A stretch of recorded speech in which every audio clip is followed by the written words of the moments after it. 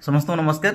ସବୁଠାରୁ ଗୋଟେ ବଡ଼ କଥା କ'ଣ ନା, ଯେତେବେଳେ ଆମେ ଅପେକ୍ଷା କରିଥାଉ କଷ୍ଟମର ଆସିବେ ଗୋଟେ କାର୍ଟେ କିଣିକି ନେବେ, କିନ୍ତୁ ସେଇ ସମୟରେ କ'ଣ ହୁଏ ନା ଫ୍ୟାମିଲି କଷ୍ଟମର ଆସନ୍ତି। ଫ୍ୟାମିଲି କଷ୍ଟମର ମାନେ ଖୁସି ଦ୍ୱିଗୁଣ। କାର୍ଟା ବାଜି ହେବ ଯେମିତି ହେଲେ ଗୋଟେ ଆଉ ସେଲ୍ ହେବ ଯେମିତି ଆଉ। ମନ ଦୁଃଖ ଯେତେବେଳେ ହୁଏ କେତେବେଳେ କହିଲେ, ଯେତେବେଳେ କଷ୍ଟମର ସିବିଲ୍ଟା ଦେଖିଦେବ, ସିବିଲ୍ଟା ପୁରା ଖରାପ ହେଇକି ରହିଥିବ ନା, ଲୋନ୍ ହେଇପାରିବନି, ମନ ଭାଙ୍ଗିଯାଏ। ଆଉ ଗୋଟେ କଷ୍ଟମର କ'ଣ ଥାନ୍ତି, ସବୁ ଠିକ୍, ସିବିଲ୍ ବଢ଼ିଆ, ଫାଇନାନ୍ସ ବି ବଢ଼ିଆ, କିନ୍ତୁ ସାର୍ ଗୋଟେ ବଡି କଭର୍ ଦେବେ, ସାର୍ ଏତେ ଟଙ୍କା ଗାଡ଼ି ନେଲେ ଗୋଟେ ସିଟ୍ କଭର୍ ଗୋଟେ ଫ୍ରି କରିଦେବେ। ଆମେ କେମିତି ବୁଝେଇବୁ ତାଙ୍କୁ, ସାର୍ ଆମର ସାଲେରୀ ଆପଣଙ୍କର 2ଟା ସିଟ୍ କଭର୍ରେ ଯେତିକି, ଆମର ସାଲେରୀ ସେତିକି।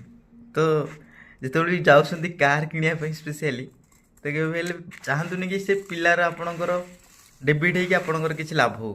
ଯଦି ହେଉଛି, ଆପଣ ଗୋଟେ 10 ଲକ୍ଷ 12 ଲକ୍ଷର ଗାଡ଼ି କିଣୁଛନ୍ତି, 7-8 ହଜାର ଟଙ୍କା ସେ ପିଲାକୁ ଦିଅନ୍ତୁ, ବହୁତ ଖୁସି ହେବ ଆଉ ବହୁତ ୱିଶ୍ ପଡ଼ିବ ଆପଣଙ୍କୁ। ଆଉ ଯଦି କାର୍ ହୁଣ୍ଡାଇ ପାଇଁ ପ୍ଲାନିଂ କରୁଛନ୍ତି, ତ ତଳେ ଥିବା ନମ୍ବରରେ କଲ୍ କରନ୍ତୁ।